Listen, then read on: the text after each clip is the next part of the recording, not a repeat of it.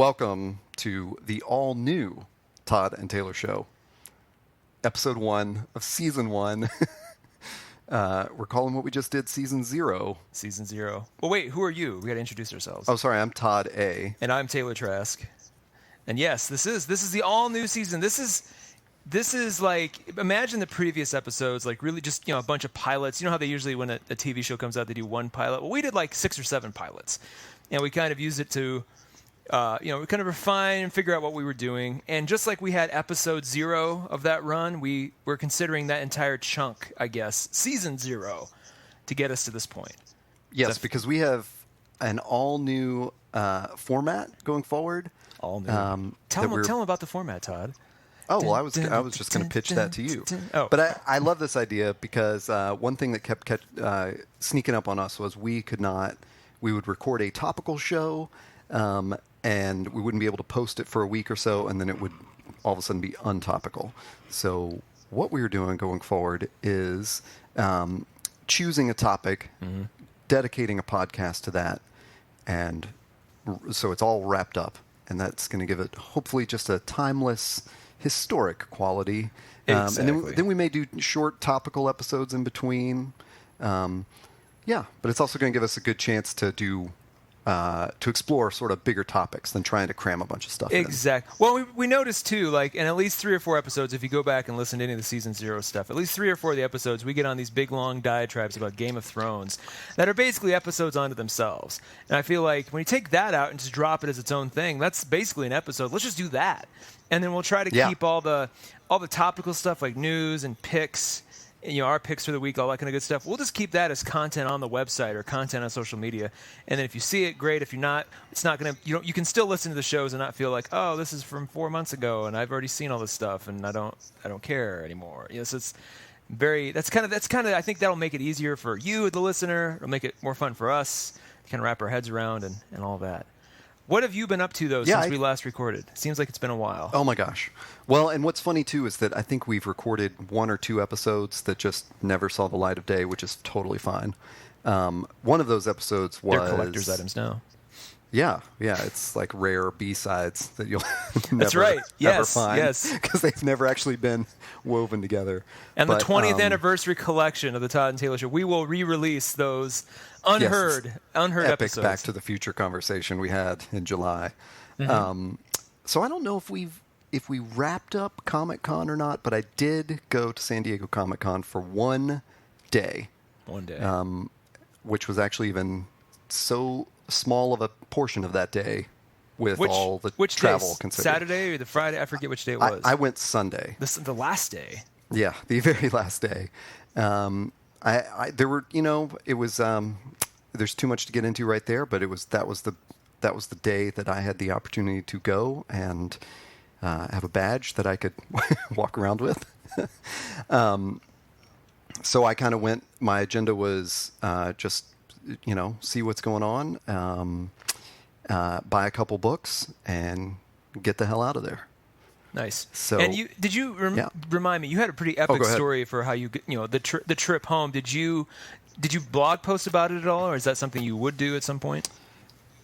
I think I did write a little bit about it in my wrap up. So you could go to my website heytodda.com and search for San Diego Comic-Con to find out that whole story. But there was a very long train trip involved, which is sort of how it goes with San Diego Comic-Con. So it wasn't really surprising, but it was definitely, sort of put a, kind of closed the day with a mixed feelings, I guess is the best way to say it, So what have you been up to? What have I been up to? This summer has kind of cruised by. Since our last episode, I have been busy with work, and actually have been in Denver getting more into the film and production side of things. I've actually lined up 2 different film shoots over the next 2 weeks, so that's been consuming a lot of my time, and hopefully I'll be able to talk about that stuff. It's just well, actually I take that back. I was gonna say it's both client stuff, but one's kind of a music video documentary kind of thing, and the other one's just purely for fun. That we'll actually probably be able to talk about on the show because it will be very geeky and weird and interesting. So hopefully we'll have more on that coming up soon. But that's been, it's just pretty much been jam-packed. I had a birthday somewhere in there too. So it's been fun. It's been a fun summer. Well, that's good to hear. Yeah, I'm in Nashville currently melting. So this is like my least favorite time of year in Nashville. Well, and I dare even say this, but it's beautifully cool and wonderful. It's like it kind of broke. We have a little taste of fall right now here. I think it was like 52 this morning or 53. It was wonderful. Gosh. I know, and that was after. And keep in mind that we've had a really hot August so far too, so it was kind of a nice break. But that being said, it's been as a heavy-handed segue. It's been a mixed bag at the summer box office, Todd. Not just at the box office, but just in general. Like, there's been a lot of interesting stuff that's come out since we started first recording this show in May of 2015. And I just want to let's get into kind of our review of what the summer looked like, what we thought about it, and kind of tee up what the fall looks like when we get all done with that. Sure. And there's a even larger, like, great sort, overarching theme to this, which is we started this podcast because we had exchanged so many good thoughts about Avengers Age of Ultron. And so now we are sort of rebooting and reformatting this podcast with a summer movie wrap-up, which is what we're tackling today. So it's appropriate that sort of begins with Age of Ultron and carries us through to Ant-Man, at least, which was the most recent movie I've seen in the theater. Well, let's break this down. Let's categorize this. If you've seen the movie The Good and Bad and the Ugly, we're going to take that. Only we're going to do the good, the bad, and the didn't even bother, I guess. As far as movies we didn't even bother to see. And we'll go. Let's go in that order. Let's start with the positive. Get that out of the way. When you're going to fire somebody or you're doing like a job review at work, they always like to say start with a compliment. And so we're going to start by talking about our favorites of the summer so far. And I guess right off the bat for me personally, Mad Max Fury Road. I was a late comer to that movie. I probably saw it a couple weeks after it had come out. Was in a theater with maybe 5 or 6 other people, and it just, as everyone has probably talked about to death at this point, it blew me away. It was visually amazing. Just cinematography was gorgeous. The action was unparalleled. All that good stuff was just ridiculously good. And the director, George Miller, is 72, 73 years old. So here's a guy who created the series in his 40s back in 1981, 1982, and the original guy who created the series is able to deliver sort of the pinnacle of what that series can be in 2015. And now there's going to be a bunch of new ones after that because it was so widely received. So right off the bat, Mad Max Fury Road kind of set the tone for the summer for me as far as what I was expecting and what I hope to get out of movies. Yeah, and correct me if I'm wrong. Well, actually, we'll get into that in a minute when we hit the bad. But yes, but it was definitely it kind of, you had a movie experience that you were not so satisfied with, and then you saw Mad Max like the next weekend and were like, that's what I should have seen last week. Exactly. Yeah, so that really speaks to it because it's I don't know. Sometimes you see a bad movie, the next movie doesn't seem so good. Yeah, that can happen, or it can happen the other way around. I mean, in this particular case, the movie I saw before, it was so lackluster that I was just like, and not that Mad Max would have been, was bad, but like I could have seen anything slightly better and would have impressed me. But the fact that this was so good just sort of was like, it was such a nice start to my weekend when it came out. What was your? Oh, go ahead. Sorry. No, go ahead. What was your question? Oh, I was going to say, I was just going to ask you. That was kind of my. If I could pick a highlight from the summer for me, that was probably mine. What would be yours? If you could pick like one movie that's like, this. If I could just pick one and rewatch it a couple times. Oh, that's so difficult, right? I can't choose that because there's definitely all the ones that I thought were great are in our first section of the good. But I definitely kicked off the summer with an amazing movie, which was Ex Machina, which right. I didn't really even know too much about it. Going in, I'd seen the trailer. I guess that kind of summed it up. Mm-hmm. But it didn't really have I didn't feel like there was this huge hype going into it. There were a couple comments I saw on social media like, "Yeah, you absolutely have to go see this." So I definitely went in expecting it to be good, but nothing was spoiled for me, and everything about it was just so good, and like it was quiet and it was creepy, and it had really believable, realistic sci-fi to it, and it also just. The way they introduced the story and the predicament in, like the first 10 minutes was just so perfect. And so after that, it was just kind of a, slowly unraveling the story like a good horror movie or something. I mean, suspense movie, I guess, is really what it was. And it was super impressive. And it was low key, I mean, in the scale of other movies that I saw this summer, Ex Machina was definitely smaller scale. A quieter moment is what you referred to it as before, I think. Oh, yeah. A quieter moment, especially against all the bombast of things like Mad Max Fury Road, but also Avengers Age of Ultron, which let's just get that out of the way right now. Avengers kind of like the big... You were not as big a fan of Ultron as the first Avengers. Exactly, yeah. And not that I didn't like it. I enjoyed it. It was fine. But it just seemed to be... I sort of went in with expectations of it being as good, if not better, than the first one. And I was one of those guys who went and saw the first one like 3 times in the theater. I just was it was such a fun, wonderful, experience, just start to finish. So Ultron was like, it was good. It was, but it had some things that, and the further we've gotten away from it, the more those things have kind of settled in my head as being actual problems that I had with it, and not just, I was annoyed with it. I'm like, no, that was actually, I didn't care for that. So that's kind of settled with me and sort of has left me with this, like, I'll rewatch it when it comes out on DVD or digital, but like, I'm not going to hold to it like I do, I'm not going to rewatch it every year like I do the first one. That's good to hear. And so since when we decided to reboot this and do a summer wrap-up, I went back and listened to what is now Season 0, Episode 0, our very first podcast together, and listened to part of all of our Avengers conversation to kind of remind myself of how it started. And as I was doing that, I realized that some of the complaints you had, I was like, oh, maybe those are the reasons I didn't go see it in the theater again. Like for the first Avengers, I did see it twice in the theater. And I believe I even like made a point to see it in 3D and then not 3D or something like that, So for Ultron, I didn't. I saw it on opening weekend and that was it. And so it's interesting, like maybe it's not going to age as well with me. The issues that I have with Marvel Comics movies that annoy me were so prevalent in the first Avengers and not in the second one. So that's why I came out of the theater thinking like that was I enjoyed it more at the time, like in the experience. But I think there's something to what you said to me, not in a podcast, but when you just said, that first Avengers just kind of like set the tone and the stage, and it was just so amazing to see that I think like that is going to stand the test of time, whereas Ultron, they had this real problem with this really hurried origin story of Ultron that didn't really make a lot of sense. Basically should have put a lot of blame. They should have just blamed Tony Stark for it. And they didn't really, that point wasn't really driven home. And so, it did kind of miss a couple of those big punchy moments that we didn't, there weren't those things missing from the first Avengers. So. Yeah. So you had another, and you can go, and like you said, you can go back if you're really interested to hear our big breakdown. You can go back to Episode 0, Season 0, and see where we got see what we thought then, and see kind of how this whole show got started. Yeah, that was a great conversation about Marvel, and so I'm trying not to spoil it and like go off on some rant about Marvel right now. Well, I've been holding back and be like, tell me more, Todd. What was it?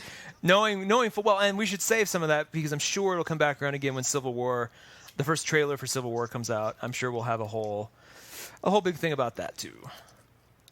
I'm about to bring it up when we talk about Ant-Man. But excellent. First, let's go to another franchise, which is one of your favorites.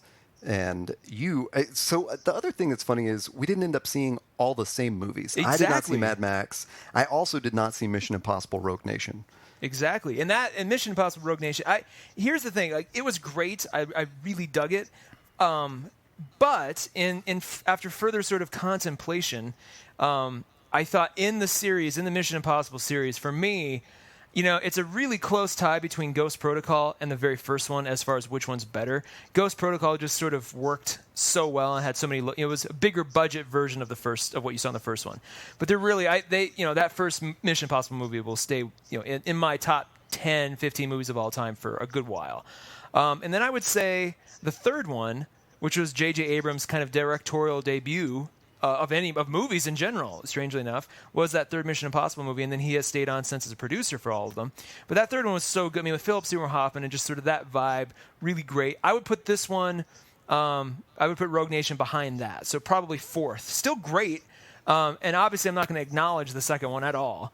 So that one doesn't even get it. That doesn't even get. I'm not even going to pretend that that's even part of the franchise. So that being said, Rogue Nation definitely good, but you could tell that parts of it were sort of structured or constructed on the fly. And then listening to there's a podcast where they interviewed both the director McQuarrie and then Tom Cruise, and they talked a lot about a lot of those scenes, and a lot of those set pieces were sort of loosely sketched out, but only on the day did they come up with, well, what are we actually doing with this scene, or what is the dialogue, what's the point of it, and that sort of bled through a little bit more than I'd like. But it definitely had its huge set pieces and its huge the things you've come to expect from a solid Mission Impossible movie. And we'll talk, actually, this is a good teaser too, because we're going to talk more about this on our next episode, where we get into kind of just the whole genre of spy thrillers or spy movies in general. And we'll bounce back on Mission Impossible. But this particular installment was really fun, really good, a really kind of cool way to end the summer. Well, is this so it seems like the news that I've seen is that Tom Cruise is definitely coming back for another one? Yeah, they're actually okay. It's kind of his only franchise that he can actually really have fun with, and really I think people they can kind of forget the whole Scientology thing when they see him in this. And then this one did really well, so they continue to do great. So I think they've already started fast tracking the next one. So instead of maybe a 3 or 4 year gap, we're going to start seeing a 1 or 2 year gap in between, which I'm all for, as long as they keep this kind of vibe and momentum and keep them going in a certain way. Again, I have a whole sort of theory for how I want to see what I want to see happen sooner than later, but we'll get into that next episode. Yeah, that'll be cool, because I like there's an interesting thing about Mission Impossible and a couple of other movies we're going to talk about where they're sort of, to me, they seem like sort of accidental franchises, you know? Yeah. And then there's a way of how they treat that. Once a studio realizes we've got a franchise on our hand, how do you go from just making sequels to making it a franchise? And I think what you've told me off the record, that we're going to talk about in our next podcast, is really cool. So we'll just leave that as a teaser for an upcoming spy movie marathon podcast. Well, speaking of franchises, though, and this goes back to movies that you saw that I didn't, you picked up Jurassic World. Yeah, it was funny at the beginning of the summer. I'd done a blog post about when all these trailers had come out. I'm sorry that I don't recall exactly what they were, but I think it was Batman vs. Superman, Star Wars, Ant-Man, and Jurassic World. And I was honestly, Jurassic World is the one that I'm looking for. I knew it was the most immediate one, so it was easy for me to say that. But I was just so excited about it because I, like you with the first Mission Impossible, the first Jurassic Park was so incredible to me. Oh, yeah. And I think I saw that. I know I saw it 3 or 4 times in the theater because I remember it was sort of back when 99-cent movies still existed. And I ended up going to dollar theaters, Those still kind a of couple exist. weeks in a row. They're around. You just get stuff 3 months after the fact when it's on DVD and not right away. So yeah. So I that one, and so what's happened this summer, of course, is I've ended up seeing every single Jurassic Park movie, whether it was just replayed on TV or I ended up, renting the HD version of the restored version of Jurassic Park and watching it. And nice. Hey, let me ask you this real quick. Does the original version on Blu-ray or restored HD, does the CGI still hold up in that sort of sharper format, or can you poke holes into a lot more of it? It definitely, to me, it held up when I watched that. The reason I rented it probably on Google Play or something was because I'd seen it on AMC, on TV, when they were just running replays, and I had that feeling of God, this CGI sucks. But the problem for that is the adjusted frame rate of television, as far as I understand it, is probably the TV broadcasts in a different frame rate than a movie, and they're dumbing it down even from HD. They're not necessarily broadcasting in HD. Yeah. So watching that actual HD version was so refreshing of this definitely holds up because they did such a good job of the actual motions of the dinosaurs. That was the thing we hadn't seen before. True. Was like, Yeah. you know, it wasn't just a monster with jaws that just like comes out of, you know, the ocean and snaps its jaws. Like this was like, you know, a moving, thinking creature. And that first Jurassic Park, like, you know, totally wrote the book on how movies do that. And so, yeah, it definitely holds up. And Jurassic World benefits from that because you know, you kind of get into that whole world a lot quicker because there's no disconnect in your head anymore of like, what am I looking at? You're like, well, that's a dinosaur and it's walking around. Yeah. You know? Let me ask you one more thing. So does the new one, and I think I asked this before, but does the new one rely too much on CGI? And has the CGI does it feel like not much advancement has been made since 1993? Or do you feel like, oh God, they've had 20 years to really refine this and it shows? Oh man, you know, it's hard to answer that because you know, I've grown up with other movies relying on those CGI advancements. So I just didn't notice it anymore, which is cool. I think one of the it's so strange to say this when you're talking about a movie with giant dinosaurs in it, but the scale of Jurassic World is so much bigger, you know, in terms of like, you know, they've got this giant underwater dinosaur that you all saw in the trailers, you know, that comes leaping out of the water. And it like that thing is so huge, and this, whatever this other one was that I've totally forgotten about, the Abominableosaurus or whatever it was, it's like the main evil dinosaur, was just so gigantic that you're like, you know, that kind of maybe took away from it because although the CGI looked great and it was, you know, perfectly animated, it loses some of the intimacy of, you know, watching that first time when you see the Tyrannosaurus Rex, breathing in the, you know, window of the Ford Explorer that's like, you know, lost its power like in the first movie. It's just, that was so terrifying. And, you know, so by blowing up that scale, you always risk that, like, oh, you know, now it's like this, you know, this giant creature that we need some Deus Ex Machina event to destroy. You know, we can't like just, you know, shoot it with a dart or something, tranquilize it anymore. But, you know, I think we talked about it a little bit on a podcast, I believe, and my biggest issue with Jurassic World, although I loved it, like, and totally enjoyed every minute of it, will definitely watch it over and over again. The biggest issue is that it doesn't confront it doesn't have the Dr. Ian Malcolm, like, gravitas of those earlier movies. Does does it have that sort of social commentary at all, though? Slightly. Like, it slightly comes from, oh my God, Andy Dwyer from his character. Way to blank out on the dude's name. Chris Pratt. Chris Pratt, yes. Andy Dwyer. For better or for worse, that'll always be, you know, I'm sure he doesn't mind. I'm sorry, man. It's like calling Marky Mark. But yeah, he does sort of, I mean, he's definitely the one that's like, you know, the voice of reason, if you will. Oh, okay. But my problem was, well, he's still working for the park. You know, he didn't like dissent enough to say, hey, I'm not gonna take money from this corrupt organization. So, you know, he's kind of like a little too late. And there's definitely, you know, I mean, people have made enough. There have been enough words said about the Blythe Dallas Howard's character and, you know, her role in the film. And, you know, so she kind of, there's like a 180 that she does, and it's, you know, maybe it's a little too quick, or you know, they didn't build up her character enough in either direction or something. So, you know, it just, the first one was so perfect. Is basically what it was. Yeah. And you know, and so much of that was like Crichton's writing, and, you know, having these characters that were like perfect. You know, like the alignment chart is always what I think of. You know, the Dungeons and Dragons thing. So, you know, when you look at I haven't done it, but I could easily imagine, you know, putting those characters from the first movie into chaotic good and lawful good, and you know, chaotic evil and stuff like that. So there's a little bit of that lacking in all the follow-ups, but.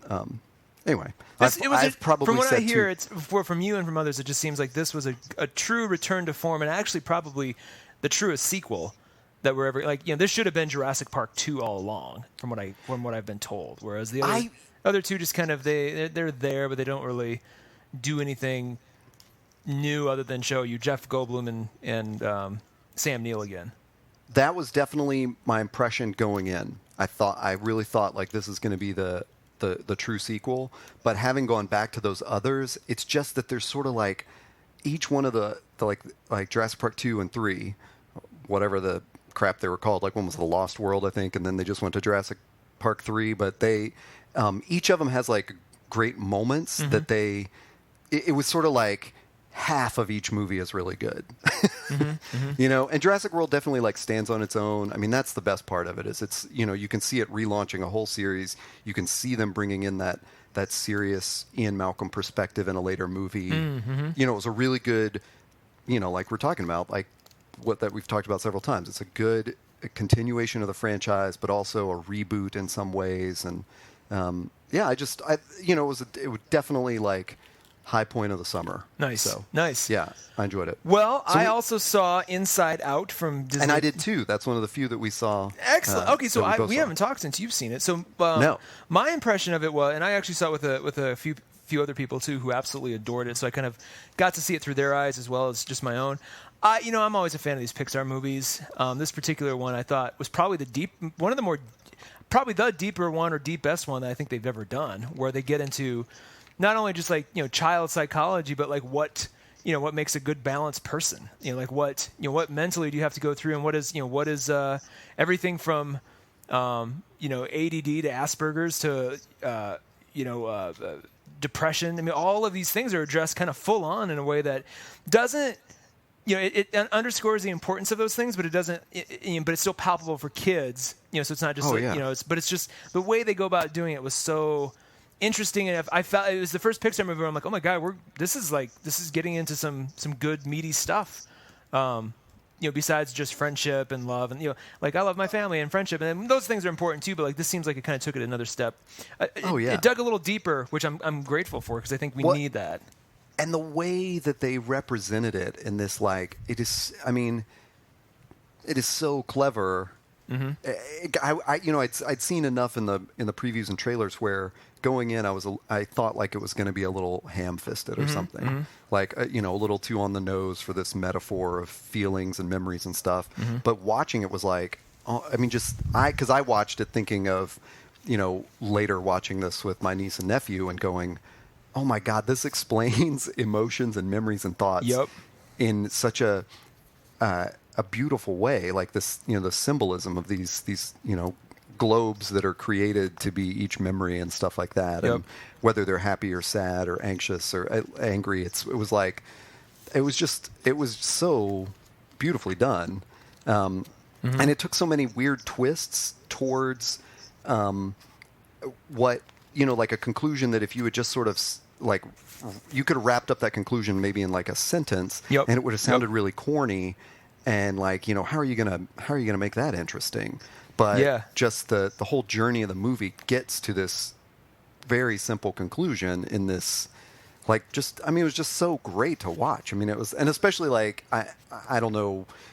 I feel this way with a lot of Pixar movies where you watch it as an adult thinking of yourself as a child, maybe not necessarily watching it, but it definitely makes you remember. That's exactly it. And it just, I remember going into Toy Story 3 and everyone saying like, everyone cries at this one moment, and you're never going to believe what moment it is. And it's one of those dumb things. Like if someone just told me like, well, they're going to be on a conveyor belt, heading towards an incinerator and you're going to cry, like you'd go, no, I know that's going to, now that I know it, it's not going to happen.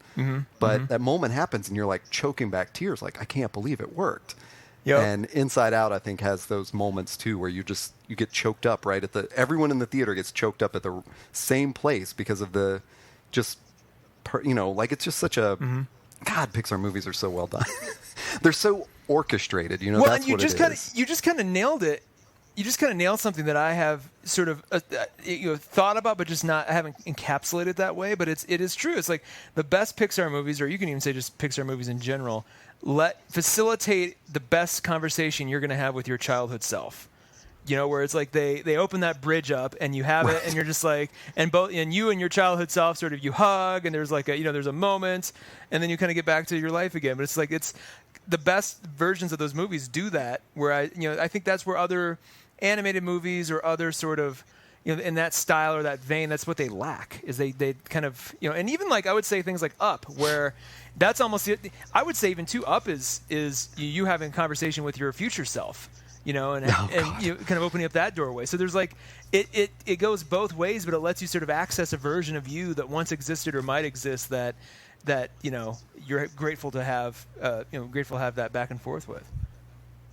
Yeah, and it's the whole catalog of Pixar movies is incredible, but that I would probably still today, if you ask me about favorite Pixar, I would say The Incredibles. Mm-hmm. But I know that's the adult in me going, I wanted to see a cool superhero movie, mm-hmm. and that's what it was. Mm-hmm.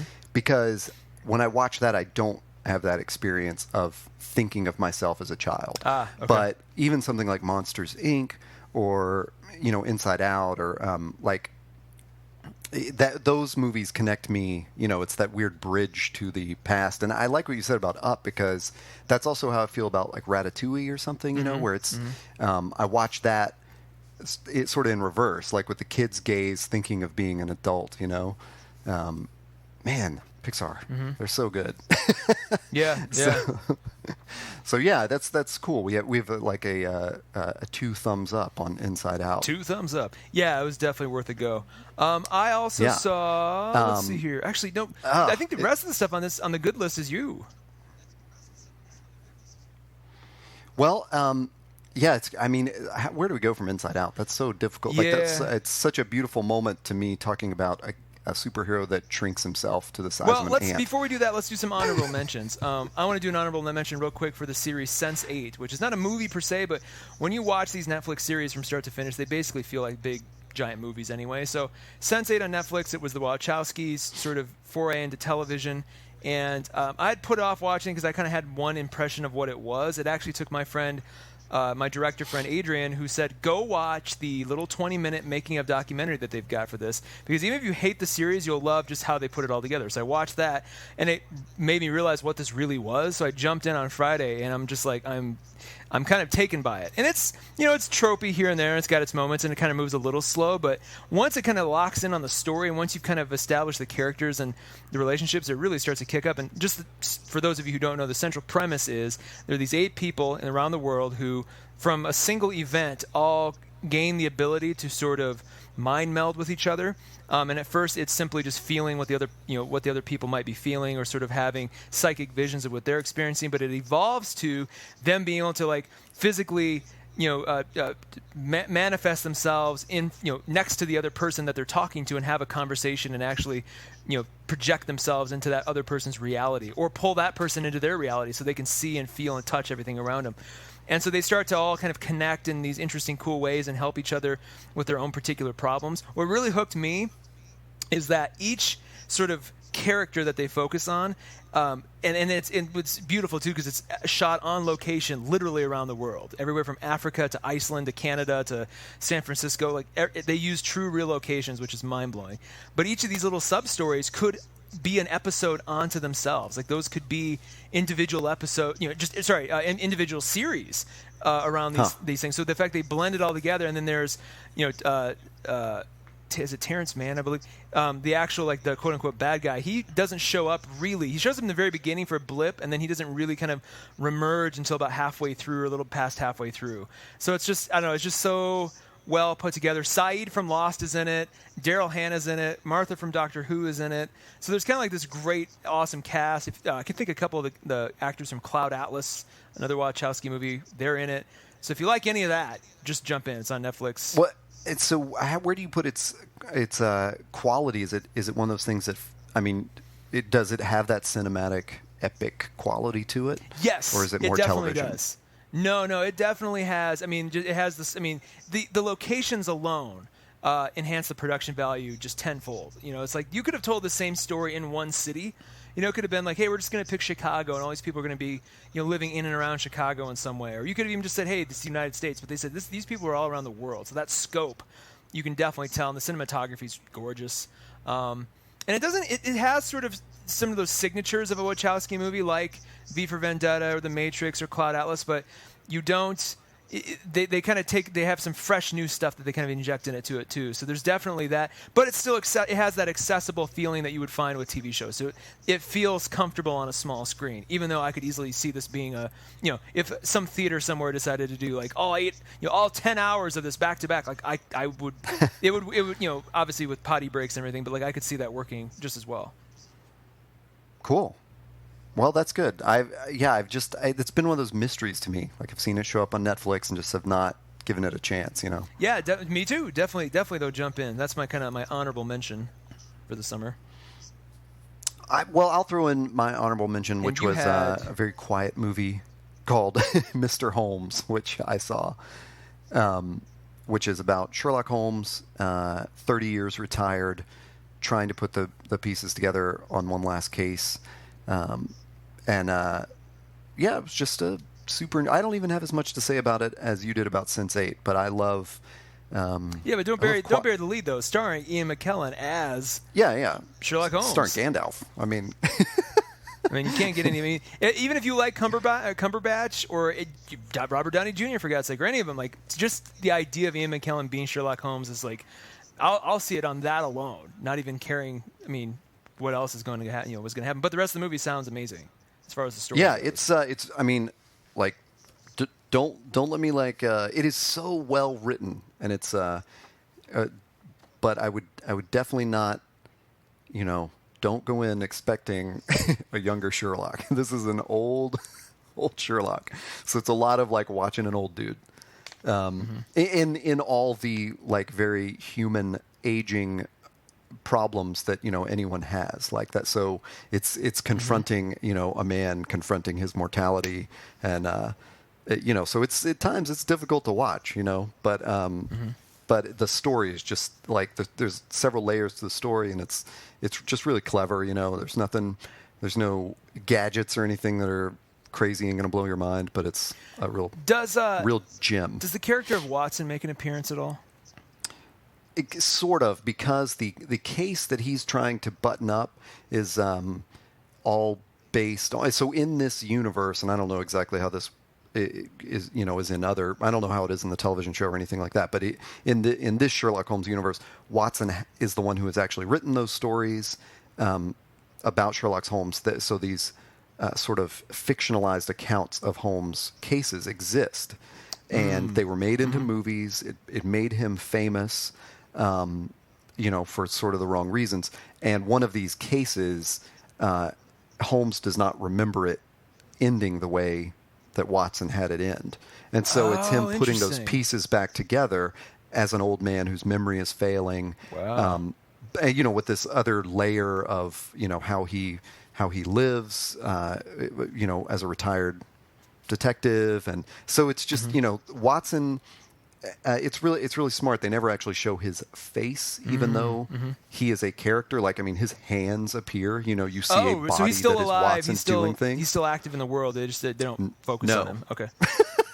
But I won't. I guess I spoiled that already. Gotcha. But yeah, he's dead. Oh, okay. But when they flash back to the case, so when they're going back to that, there's Watson interacts with them and stuff. So it's real smart because they don't. They sort of don't have to deal with the emotions of Watson or something. He's like, it's sort of like it is a character you already know. So we'll just call him Watson, and he'll do these things, and you, which I really liked, So it was because the story is Holmes saying Watson told all my other stories. I'm telling you this one. Oh, wow. So I love that. It's a very cool, like, kind of twist in the perspective. Would that have made a better TV show instead of a movie, in your opinion? I don't think so, because I don't think you want to watch any more of it than there is. Gotcha. Okay. Because, it really is so... it does take so much on the... so much of the story is about him being that age, like 93 or 95 or whatever, and... and being frail and having difficulties remembering things. And so much of it is, you don't really want to revisit that. It's kind of like he's just wrapping things up. And it's good that they wrap that up. So Yeah. Nice. Very cool. So now should I talk about the let's ant? end though on the big one, the small one, the big movie in a small package. Yeah, the tall tale. Yeah, so I just saw Ant-Man last week. Since nobody knows when we're recording this or when it's coming out, I don't have to bust myself on how long it took me to see it. But like everyone else, I probably like everyone else. I don't want to speak for everyone else in the world. I don't know what's going on with them. But I was wary. To me, there are two really stupid superpowers. One is stretching. Like I hate Mr. Fantastic and Plastic Man and the Elongated Man. Mm-hmm. Not only is it the dumbest superpower, why are there so many people that have it? And number two is the shrinking power. And again, it's like, oh my God, why are there so many superheroes who can just get small? Like, what a dumb power. Mm-hmm. So when Ant-Man was announced, I was just super just over it. Just didn't care. I saw it as like a Fantastic Four movie or something that, and I kept thinking like, oh, why are you bothering tying this into the Marvel Cinematic Universe and all this stuff? And my goodness, did it surprise me. Wow. Like it has turned into one of my favorite Marvel movies ever. Really? So the gripes that I have with the Marvel movies just being super cops. Yep. Basically just being the Avengers. They all get a superpower, and then the first thing they decide is like, let's get that government pension. All none of them want to just sort of operate independently and be Batman. They all just want to work for the government. It's so boring to me. Uh-huh. And Ant-Man is so unbelievably the opposite of that. Everything about him. In fact, I have, as much as Batman is probably my perfect archetype of a superhero, I have huge problems with him, beating the senses out of the Joker, and they never find justice for the Joker. Like, Batman will never kill him, and he never gets dealt with by the actual institutions of justice. But Batman Batman has some qualm against killing him, but he will, absolutely beat him to within an inch of his life. And I'm always like, this is a contradiction, man. Yeah, I agree. You can't, that's just such an awful thing to be that violent, but you have this one line you won't cross. Yeah. So, I mean, it's a cool thing for a superhero, but it's also, it gets into some gray territory, which is the purpose of Batman. Whereas Ant-Man is like borderline pacifist. It is, it's just, I wrote a really long thing for my blog that will appear in the next couple weeks, just about all these sort of great opposite characteristics that Ant-Man has compared to Iron Man, whereas Ant-Man is created by, a really smart scientist. It involves wearing a suit that does some special things.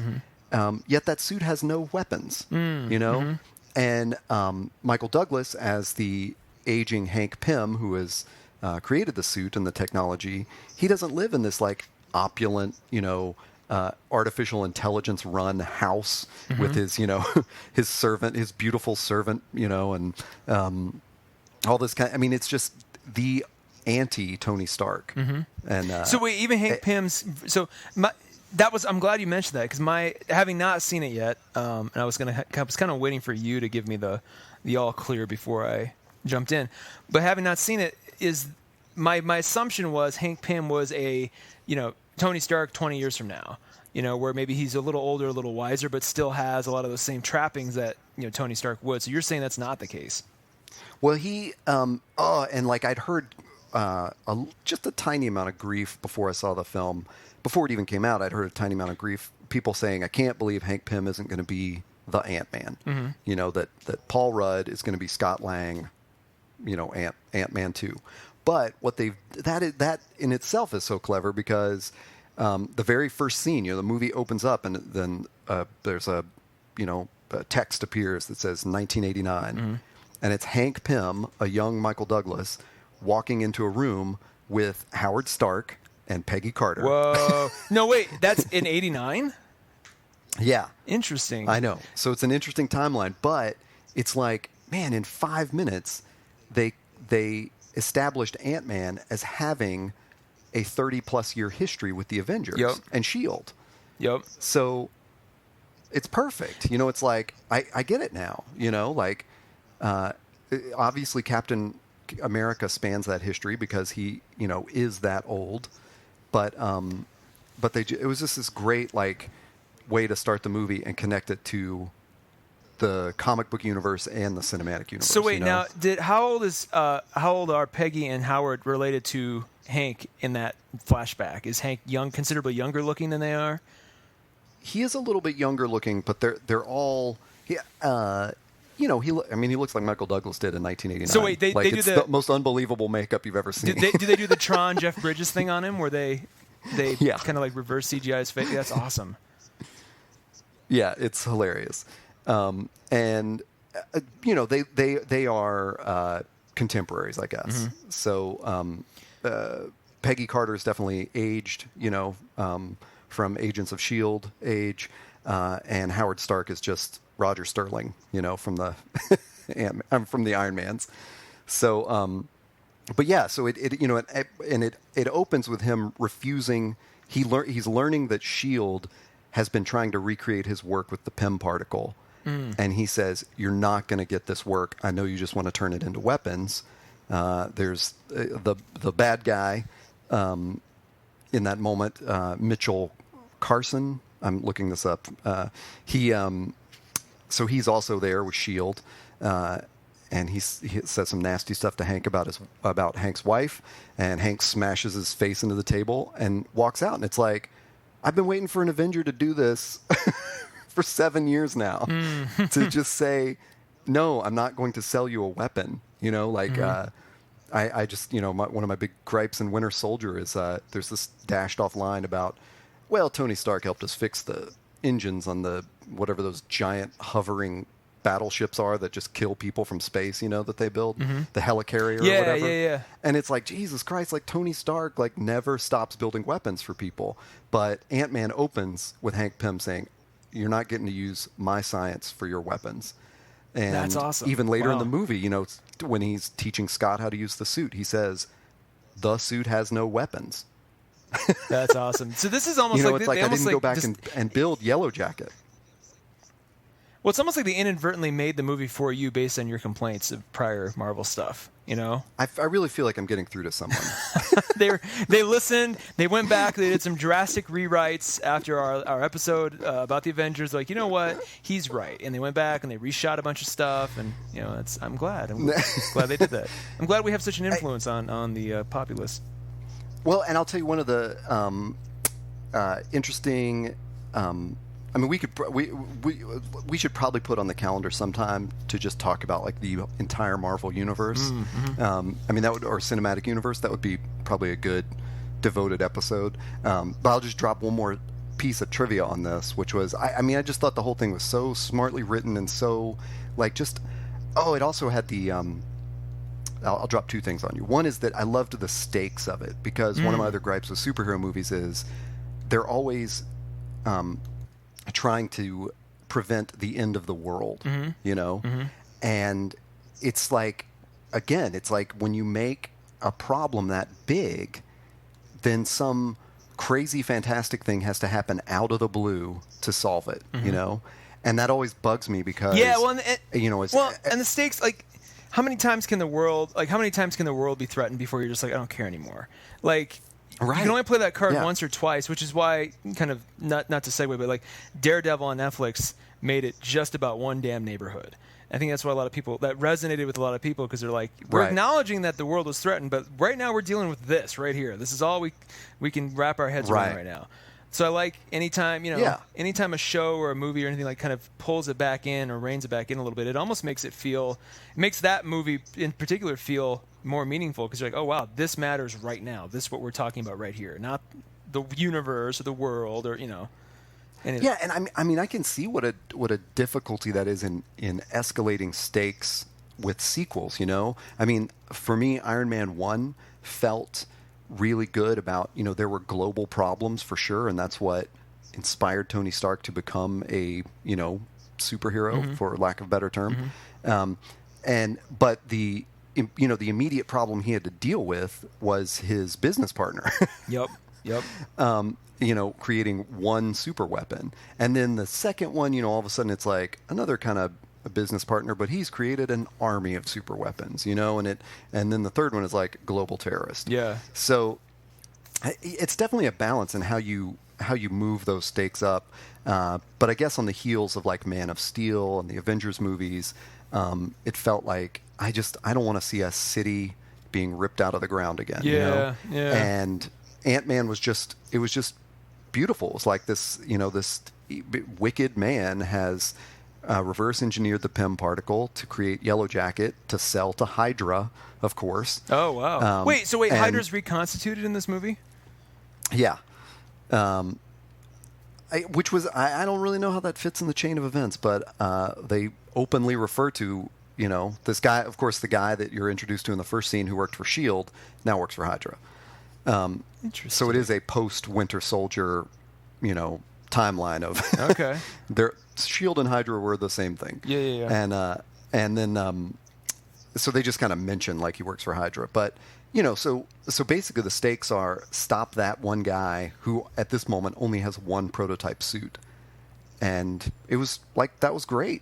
That was just the perfect amount of like danger for Ant-Man to be in. So, yeah, it was great. And so the one little bit of trivia I wanted to drop on there before we roll on to our next segment is, in movie, I don't know what you would describe this as, but in like movie convention, when you see a written by credit and there's a name and then an ampersand and a name, it means these two people wrote the movie together. Mm-hmm. And when you see the word "and," it means the first guy or woman or person wrote it, and it was rewritten by the next person. I did not know that. Wow. Well, so the ampersand Ant-Man, designates... Yeah, so they mean something, and Ant-Man's written by credits are, I'm sorry, I forget who. It's someone in Edgar Wright, I believe, first. Mm-hmm. So they worked together. And so then there was a rewrite, and it's Adam McKay and Paul Rudd. Oh, that's right. Yeah. So they went through and probably did a polish of the script and gave it a lot of its, it's not overly comedic or like, too clever or anything, but it definitely just rolls with this script. Like there's a great voice to Ant-Man throughout, I would love to see what the original Edgar Wright script was like. I wonder if he's leaked it yet, because everybody was up in arms when he was removed from the project, and he had been working on it for so long. He did that first concept video of like Ant-Man jumping in, shrinking and jumping. Yeah. In. I think they may have even put that in the movie for all I know. But much like with Deadpool, where they did that kind of proof of concept video, they did the same thing with Ant-Man. That was all Edgar Wright. So I'm wondering. And I, even too, when they brought in Adam McKay, I'm like, really? Is this just gonna be like Anchor Ant-Man? At the end of the day, and you've said that, and others have said, no. It feels like it's part of the MCU. It feels, it's not it's not heavy-handed or anything. But it's got its levity that's very much needed after all these other kinds of things we've seen. So that's cool. That's cool to know. I had no idea that the AND meant this person now rewrote what you just what this other person did. That's crazy.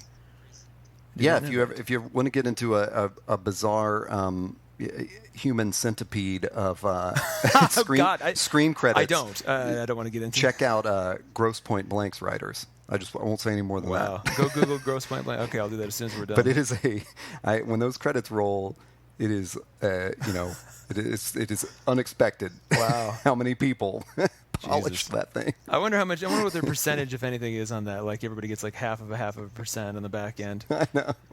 It'd be really crazy. Well, let's now, having kind of summed up the good of what what we liked. The next, we'll kind of move a little faster through these next segments, because there was fortunately more stuff that we did like than stuff we didn't like. I agree. Like I would much rather talk about stuff we did like and are enthusiastic about than stuff that's bad. So, and we didn't really have that much that was bad. That's true. But buyer beware, because in case you were thinking about going out to see these or have seen these and just need somebody a shoulder to rant upon, we're here for you. And I think I'll start with one that I have seen. I think that's the best one to start off with. And kind of juxtaposing this with Mad Max Fury Road, like I was super, and you can go back to, I forget which episode it is, but I talk at great length about Tomorrowland in a previous episode in season 0. And since we have talked about it, I've had others come up to me and go, you know what, you're absolutely not. It's an amazing movie. It has a great heart and great message. And I'm like, that's fine, but it's so convoluted, and just there are so many things that with just an extra pass of the script would have been so much better and so tighter. Especially, and this is my biggest problem, it was a movie whose marketing campaign created a better movie than what we actually saw. And I saw that, having seen the trailers and the marketing and all the teasers and everything, I'm like, oh my God, this is gonna be my favorite movie the whole summer, maybe the whole year. And it turned out to just be kind of a lackluster little thud in my world. And sure, yeah, it had some good moments on, we need to be optimistic and we need to, invent the future again and all that stuff. But that was overshadowed by too much flimsy storytelling. At the end of the day, just basic flimsy storytelling, cliches and convoluted stuff and ill-defined characters. And you have Hugh Laurie running around, who's apparently the villain, but then not really, but then he is. Not because there's a twist. It's just because for half the movie, he just decides to chill out and not be the villain for no apparent reason. It's so weird. So there's all of that, and I just wish it could have been so much more. There's such a huge point there in that marketing critique, because so many times we go to movies and our complaint is, well, I saw the whole movie in the trailer. Yeah. But then there's also that experience of Tomorrowland, which is you think you're going to see one movie, and it's it's nothing like that.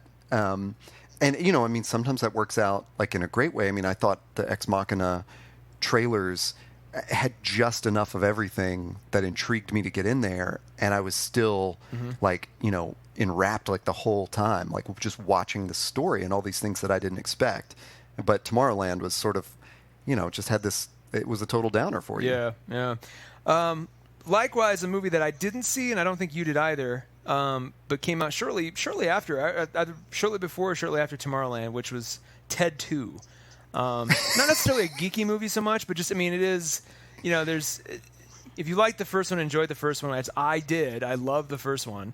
Although I've noticed the first one, upon repeat viewings, gets a little, you're like, okay, I've heard all these jokes before. There's one or two that I still laugh at really hard every time. But that being said, it was great, still great fun the first time around. This next one, a lot of people were just like, and then I was gonna see it. I was kind of amped up to see it, but then after the disappointment of Tomorrowland and just seeing some of the reviews and people going, no, I just sort of stayed back. So I will lump it in the bad, even though I haven't seen it. I just feel like it sort of deserves that status. Well, I do like that we're just calling it out specifically, like, this sucked. Sorry, Ted 2. Neither of us saw it. We're just going to pass judgment on it. And likewise, a Fantastic Four we put in the bad. Well, I think that can be pretty much universally accepted at this point. Like that last look on Rotten Tomatoes, which was like a day ago, it was at 9%, which is when we first talked about doing a summer wrap up, I said, "Cool, I'm going to see Ant-Man and Fantastic Four this week," and I never got around to seeing Fantastic Four. I think that's best. I'm not even sure I'm going to ever. There's a morbid curiosity just to see if it's as bad, because I'm like, surely nothing's as bad as Green Lantern, or even more so, X-Men Origins Wolverine, which was just so disappointing. Or I'll even do one better than that, X3. Like anything, nothing could be worse than X-Men 3. And that I say that as a lover of the first two X. To me, X2 is like one of the greatest, if not the greatest, superhero movie of all time. Period. Like, there's so much about that movie I love and will defend to the death. But just Fantastic Four, man. And it's even more telling when you see people going back to the 2005, 2007 Fantastic Fours with Jessica Alba and like Michael Chiklis, and going, oh, thank God those exist, so we can at least watch those and have them feel like they're part of something and not this thing. It's so it's so weird to me that they keep trying to do Fantastic Four. Yeah, there's a good point too. And it's I don't know that it's especially hilarious, but if you went to my blog and searched for Fantastic Four, you would see write-ups of the Roger Corman movie, which I saw a bootleg of 10 years ago or something, and then the Jessica Alba one, that very first one, which I thought it wasn't like a total stinker, but it was so pointless. Yeah. You know, I mean, it was really, really pointless. Silver Surfer, I thought was like in my mind. I'm like, yeah, that was better, but I couldn't tell you exactly why. Well, Silver Surfer would have been badass if they had actually made Galactus a real thing and not just some kind of weird vortex of clouds and stars and I don't know what. Like, I was expecting, because as a huge fan of remember back when Fox TV, like the Fox Channel, ran like their Marvel afternoon cartoon series of stuff. So they do like the Amazing Spider-Man and they do X-Men. There was a Silver Surfer cartoon they ran for a while that was really good. I really dug it. You can still find it, I'm sure, on Netflix or YouTube right now. But their version of Galactus and that was, it was really compelling. And I'm like, imagine that in a movie context. Like, how awesome would that be? And it's just like, they're just too scared, which is crazy. And this is more of a little bit trivia for you. Go back to Blade, Fantastic Four, X-Men, I think Spider-Man, but maybe not.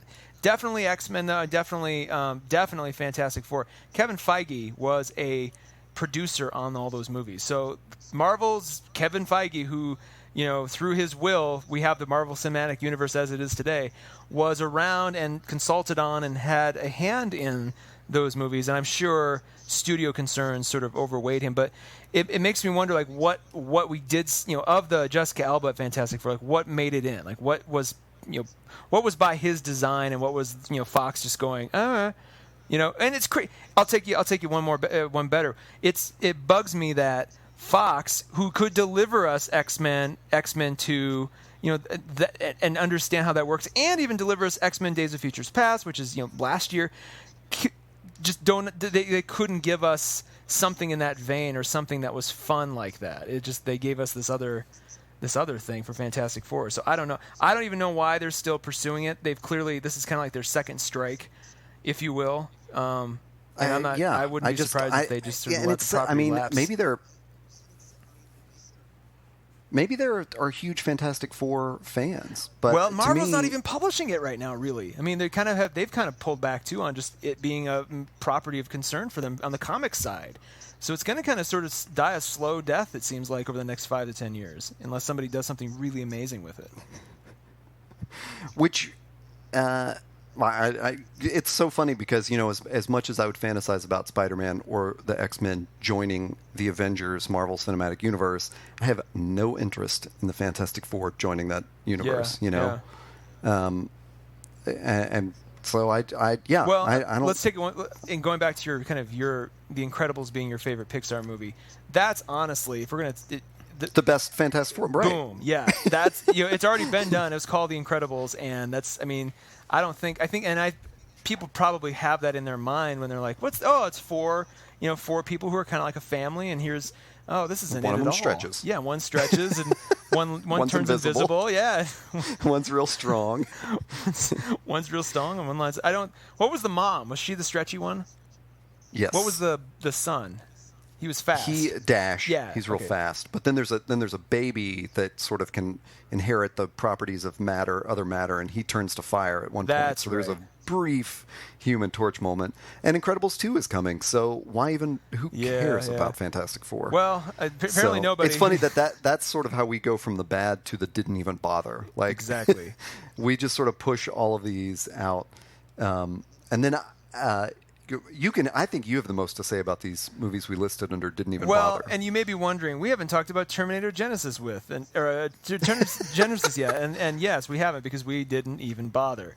You can go back to, I forget which episode number it is, but it is in season 0. We do talk about Terminator Genesis and how utterly pointless it is. It sort of came and went. It was almost like a hurricane. It was here and gone, over the course of a week. And then you never heard much about it again at all after that. And it just sort of, I think people who saw it, and it was just, if you're a huge hardcore Terminator fan and you just don't care, you're going to buy anything in that world, then more power to you. You have a new movie now. But otherwise, I don't even, it was so pointless that it came and went, and I didn't even, And even before it came, when we discussed it, I think I said something along these lines of like, I don't know who is clamoring for more Terminator movies. Yeah. Well, the studio obviously, because they want to keep the rights and keep the franchise moving along. But then once it's over, once it's done, it's sort of like, I remember when Fast and the Furious 4 or something came out, and I was like, what? They're still making that? But Still in happening. retrospect, like, these Terminator movies must have been making back their money or something. I mean, why are they, why keep going? I mean, you may be right. It may be a pure property protection kind of, gimmick, but it's so expensive to make one of those. Exactly. That to make another one, like, somebody in the world must be watching this and going like, yeah, bring back Arnold. I mean, I just as one of the few care. people who, I actually enjoy Terminator Salvation a lot. And we saw Arnold. It's funny because everybody's like, oh, no, Arnold, they show the younger Terminator. I'm like, we saw that in Terminator Salvation, too. Like, did you not see that? Like, at the end of Salvation, spoilers, they are making new Terminators, and one of them looks just like Arnold, and they have, like, the CGI young Arnold face from 1981, coming and attacking the dude from, whatever the guy's name is, the dude from... oh my God! What the heck? That guy. I can't remember his name at all now. What the heck is his name? Anywho, God, it's gonna really bug me. Anywho, they had that in there. I mean, it came and went. They could have made a sequel to that. Apparently, it wasn't good enough, or people didn't care enough, so they decided to go back and do some kind of weird. And from what I can understand, I briefly read the Wikipedia entry, and it looked so convoluted. It looked like half of the character choices and plot moments just seemed based on nothing but a fluke. And if you take for me, if you take a advanced sort of society of machines that have that logic and just that hard sort of logic is what guides their entire everything they do. There shouldn't be any gaps, right? It should be like, if you want to make a movie about man versus machine, the machine side of that equation has to be bulletproof and flawless, and has to be operate at the highest efficiency. So it's got to be like them, at every turn, every time we try to outsmart them, they're already there, and that would be cool. But it seems like this is almost like, man versus machine with the brain of like a 5-year-old, more or less. And I'm just like, okay, I guess. Man versus childish machine. I mean, that's what it seems like, because they're like, they go forward in time to this other point where I'm like, the machines could have just simply gotten there and had done the thing they wanted to do anyway, and instead they have to half the movie's them like trying to stop. Again, I don't even want to try to explain it. It was convoluted. Watch it if you'd like, but I didn't even bother, and it looks like neither did you. And one more for that list is the movie Pixels, which. This is kind of a dual offender, because not only was it just, and my apologies to Peter Dinklage, and I don't know how he got wrapped up in this thing, but Adam Sandler at this point needs to have sort of the box office poison sort of stink on him that like M. Night Shyamalan has. And I don't know why that hasn't happened yet. No kidding. They keep giving him money, and they keep giving him a lot of money to make these terrible movies. And I'm like, why? After Jack and Jill, that should have been the final straw. But no, they keep like, here's more, and here's, and so not only did it just crashed and burned, but then on the other side of this, the producers in the studio have been going around suing anyone who has a podcast or YouTube channel or domain that has the word pixels in it. Even if it's like, the March of the Many Pixels or something. And I've been doing this, podcast or this video series for 10 years. Well, we're going to sue you because we're trying to weirdly retroactively trademark the term pixels now, which is just absurd. Like that movie needs to be burned to the ground just for that alone, and everybody who invested money in it needs to never get it back, because the fact that they made a bad movie, but then they're suing. It's almost like a bully who didn't get their way or didn't get what they wanted for their birthday, then going around just beating up other kids who might have that thing that they want. It's just like I don't understand. And when your movie's already tanking, like why put why draw more negative attention to it? Way to alienate the audience even further. Like now nobody wants to see it. So and that's that too is the secret reason why we had to rename this podcast and relaunch it. That's right. This was going to be the Spectacular Pixels podcast with Todd and Taylor, but now we have to it just has to be the Todd and Taylor Show, unfortunately. But that's the end of the summer recap. There's a lot of good stuff, actually. I was going to say some. There's a lot of good stuff. A little bad, and then just a couple, just sort of, Yeah, well, let's quickly look ahead to more positive things. Yes, let's. Because as we've talked about before, the fall movie season coming up and TV season, it looks it may be the best sort of slate we've ever seen, and I'm actually more excited for it than I was for this summer, personally. I agree. I feel like sometimes I feel like just a sucker because I know it's marketed so much towards me now, like with the like with a new Bond movie and a new Star Wars movie and stuff coming up, that I'm like, yeah, I'm really looking forward to it. And then I'm like, God, I'm just playing right into their hands. Like they know exactly when to start running these ads for them. But as we have mentioned, the new Bond movie Spectre is coming up. Yes. And we are going to do a podcast that is just about spy movies to preview that, because we will both probably see it. Definitely. Yeah, I mean, I think both of us are more excited about Christoph Waltz than Daniel Craig. I mean, Daniel Craig's my favorite Bond, but yeah, you see Christoph Waltz doing anything in a trailer remotely interesting, and I'm pretty much going to be there. So that's, and just say as much as they will that he's not Blofeld, even though he's wearing the Blofeld suit and petting a cat and all that good stuff. It's like, although I did discover that the guy who plays Moriarty from the new season, the new Sherlock series, is also in it. So that is incredibly intriguing too. I wonder what that is about, or what he plays. But it's cool because they've set up they basically kind of restored the original Bond universe at the end of Skyfall. So now, like moving forward, it's like you've got Ralph Fiennes as the new M, the male M, and then you've got Q as an actual character again, and like they've got the base and all that kind of stuff. Like it is the universe that classic fans will know and remember. And they did this amazing hat trick, but I was never a big James Bond fan until these Craig movies, and all of a sudden now they've sucked me back in. So now I'm like, yeah, bring on the universe. Let's see it all. Let's bring everyone back. As far as these classic characters go. Well, yeah, that's totally interesting, and I look forward to.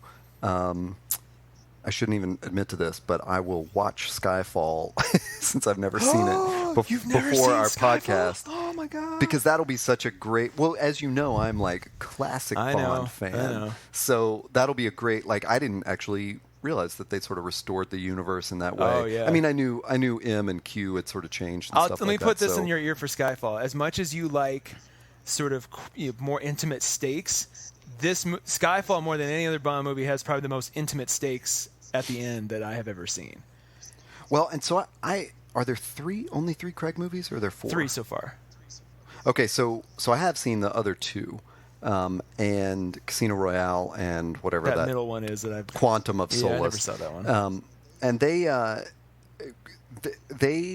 had. I remember them. They did have that great visceral, Bourne movie kind of action to them, but they both overstayed their welcome. Like, it was like they had a tight plot and then they just wandered to another part of a plot to, sort of like this weird feeling I think every movie now has of like, well, 90 minutes isn't good enough. Yeah.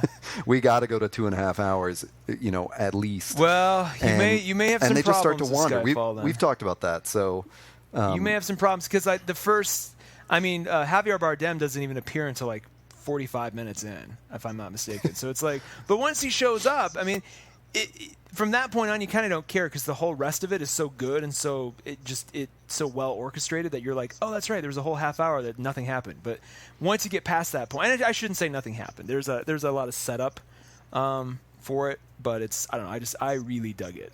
And I think it's still free on Netflix. Well, and you're not the only person to tell me that. Like, I've universally been criticized for not seeing Skyfall. So I will definitely remedy that before we record that podcast, and it'll be a great conversation about that. Indeed. So, also coming up this fall, obviously we have Return of Doctor Who.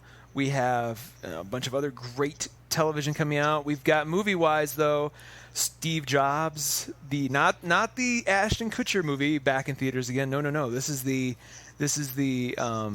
Michael Fassbender and Aaron Sorkin. That's the right Aaron Sorkin written movie that looks phenomenal. So I'm very excited about that. I'm really curious about it too. I just saw the theatrical trailer before Ant-Man. Nice. So or maybe before Mr. Holmes. I don't know. One of those movies I saw last week, and I don't know. It's one of those things where it's kind of like The Social Network. I'm like, oh, why are you, writing something on contemporary history that, like I saw that guy give those speeches. Yeah. That always sort of bothers me, and like, how quickly the biopics arrive. But like you mentioned, like stellar cast and impeccable credits. So and how could it not be good? much discussed as part of the Sony leak, because you get to see kind of the back and forth of how Sony essentially lost the movie, and it was going to originally be with Christian Bale and then Leonardo DiCaprio, and then like everybody kept moving around, and finally Michael Fassbender cast Steve Jobs, and then the I forget the director who directed Slumdog Millionaire, Danny Boyle. Is the director. Trainspotting. Yeah, so I'm actually kind of excited. Danny Boyle is one of those guys you don't see pop up in these kinds of contexts a lot, so I'm kind of excited to see what he does with it. It might be the perfect.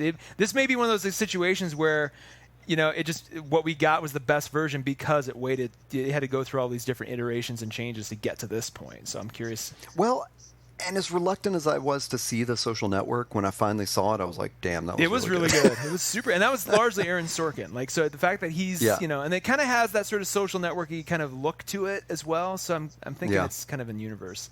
And then obviously, the big one. And let's just be honest, it'll probably be the biggest movie of all time. It's been so great that I have been like, I've paced myself. I know when the first Star Wars Episode 7 trailer showed up, a couple friends of mine who chat on my blog, one specifically Brian, had said like he was like, I remember him just saying, I've watched this trailer 10 times already today. Wow. And I didn't, and I just kept, my foot on the brakes. I was like, just don't, don't do it. But I'm getting pretty thrilled, just like everybody else. So, and they've been doing such a great job in terms of what they've been putting out there. We still haven't seen a full trailer yet with Mark Hamill in it.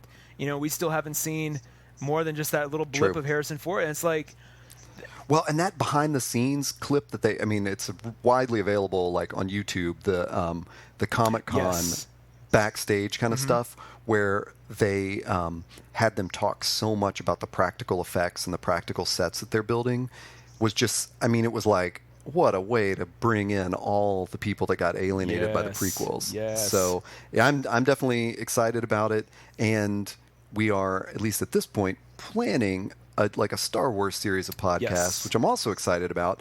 And I will only tease it this way of saying, I as a skeptic who was turned off by the prequels, just recently watched The Empire Strikes Back, the Blu-ray, like whatever it was called, the super definitive version or whatever. My brother owns that collection, whatever it is, the Ultimate Collection or whatever, and so I watched that with my dad and my niece, who's definitely too young to be watching The Empire Strikes Back, but nonetheless was really excited by it. And we'll just talk more about that like when we get into the podcast itself, because I definitely got turned off by those restored versions, and I feel like I've kind of been brought back into it. Nice. And a lot of that has to do with, with knowing that the universe is in good hands at this point. So, but I will say at this point, I do think we are ready for the next official trailer. Yes. Or teaser or whatever. I agree. Like I've seen the Star Wars trailer in front of several movies this summer. I believe it was in front of Avengers and Jurassic World and Ant-Man, and I'm just ready for what I know. Like the fall season starts, we better have a new trailer. Yeah, I think they're gearing up. I think that they're aware of that too, and so they're just kind of waiting to the last sort of minute, and then we'll have it with probably 2.5 months to spare, I'm sure. So it'll be. And same with Batman versus Superman. I'm ready for a new trailer. Yeah. Like I love that trailer. That one I've watched many, many times, but I've also seen it in front of several movies at this point, and I'm ready for whatever comes next. I want the next hint of Batman versus Superman. Indeed. Well, on that note, that's what's coming up this fall. Again, keep checking our website for... Yes, we have our own website now. All our picks, news, anything that was topical before that we would spend a lot of time on. We're going to actually, the candy roller coaster, all that kind of stuff, that's just going to live as features on the website now. We're on social media. So you can check out Todd and Taylor, that's TODDANDTAYLOR, toddandtaylor.com for all of that wonderful stuff, as well as past episodes. Anything else that we might come up with as we sort of build this new season of the Todd and Taylor Show? Yeah, I'm pretty excited about it. And, of course, you can find us on Twitter. I am at HeyToddA, and you are... I'm at Taylor Trask. And, yeah, great. That was a great episode 1. I liked it. Yeah, it was kind of a good to get back into the groove of things. And so next episode, if all goes according to plan, will be our sort of examination, if you will, on the spy movie genre. We'll get into Mission Impossible, James Bond, Man from U.N.C.L.E., which is currently out now too. So, feel free to jump in on that one, and we'll have a nice little conversation about all that good stuff. And we might even start posting sort of our schedule of what's to come too once we get into a groove. If you miss the comic book stuff and our comic book reviews, don't worry. We're going to have one of those a month where we just sit down and talk about comics we're reading and going into. So and like a dedicated episode exactly. on that. So we can get really into the weeds on that. So if you miss that stuff, don't worry. We'll be back with that soon, and we'll let everybody know when that comes up. Otherwise, I think that about wraps it up. Yeah. Cool. Great job. All right. We'll talk to everyone very soon.